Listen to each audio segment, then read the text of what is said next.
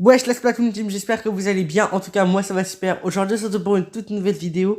On va parler de pourquoi vous devez acheter le DLC, pourquoi on va parler de la prochaine saison et pourquoi c'est très dur le DLC. Voilà, je vous laisse, je vous mets l'explication de la...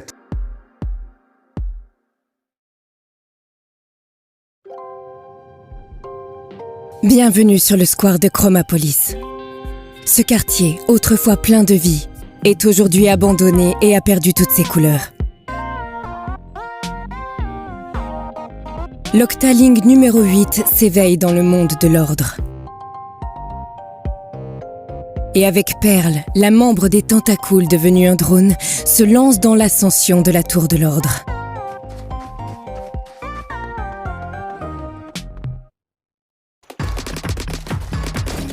Cette expérience en solo est conçue pour être rejouée encore et encore. L'action se déroule en 3 étapes principales. Sélectionner un étage, installer des puces chromatiques et accomplir votre objectif. Vous devez répéter ce cycle pour acquérir plus de savoir et atteindre le sommet de la tour.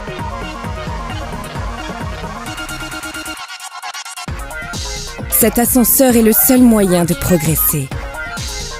Cependant, vous ne pouvez monter que d'un seul étage à la fois. À chaque étage, choisir l'un des 3 objectifs à accomplir. Chaque objectif propose une difficulté et des conditions différentes.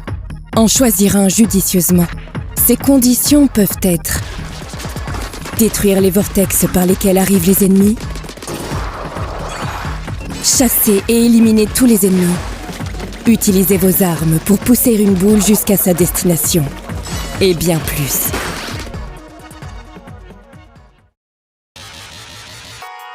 Une fois l'objectif choisi, vous recevrez des puces chromatiques.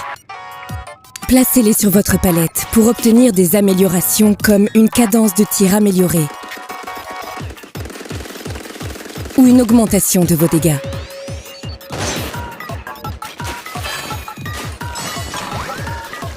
Il existe plus de 60 types de puces chromatiques à débloquer. Essayez différentes combinaisons pour personnaliser votre palette comme il vous plaît. Les puces permettent par exemple de modifier les capacités de l'arme principale, d'activer votre arme spéciale plusieurs fois de suite, ou encore d'étendre le rayon d'action des bombes. Vous pouvez aussi améliorer le drone Pearl qui peut vous aider dans les combats. Ainsi, même si votre équipement n'est pas le plus adapté, vous avez toujours vos chances. Plus vous grimperez les étages, plus les objectifs et les ennemis qui vous attendent seront redoutables.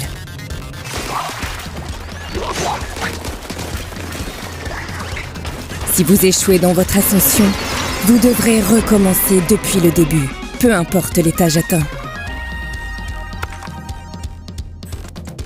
Vous perdrez aussi les puces chromatiques que vous aviez obtenues. Cependant, elles seront converties en P-Perles, une monnaie locale. Dépensez ces P-Perles pour obtenir des améliorations permanentes, telles que plus de vie, une défense améliorée, ou encore de meilleures capacités de base pour augmenter vos chances dans vos futures tentatives. Sélectionnez un étage, installez des puces et accomplir votre objectif. Répétez ce cycle et partez à la conquête de la tour.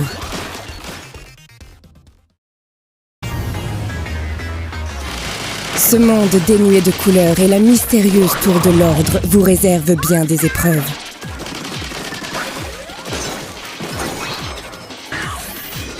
Qu'allez-vous trouver une fois au sommet ?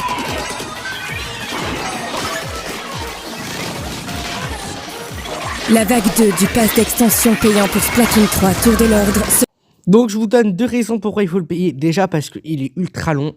Si vous spinnez pas, il est ultra long.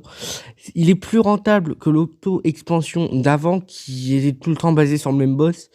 Voilà, là ça change réellement beaucoup de choses. Donc voilà, maintenant on passe à la saison des bourgeons.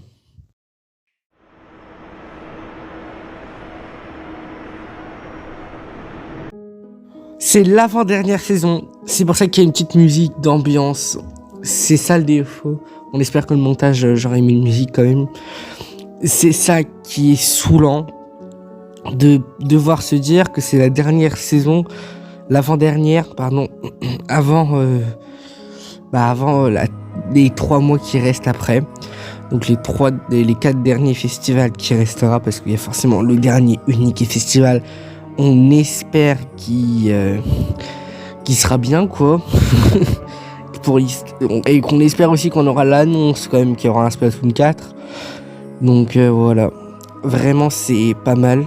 Mais c'est réellement triste en fait de devoir se dire que c'est la fin. En fait réellement de Splatoon 3, quoi. Ça y est, ça fait 2 ans déjà.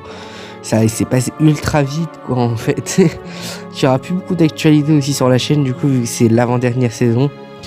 Mais voilà, c'est pour ça. Donc, la saison des bourgeons, il y a pas mal de nouveaux trucs, dont des feux d'artifice, des trucs à air, où c'est qu'il y aura de la peinture qui se balancera. Une toute nouvelle map en Salmon Run. Et encore plein d'autres choses, donc forcément, c'est cool. Pas mal cool, quoi. Donc, réellement, voilà. Donc, voilà. On conclut cette saison ici.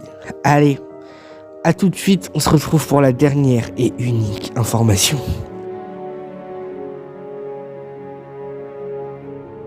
Donc, le DLC est très dur car si on meurt 3 ou 4 fois le nombre de vies que vous avez, on recommence tout depuis le début. C'est ça le défaut de ce DLC. Voilà pourquoi il est dur. Allez les gars, on se retrouve pour une toute prochaine vidéo.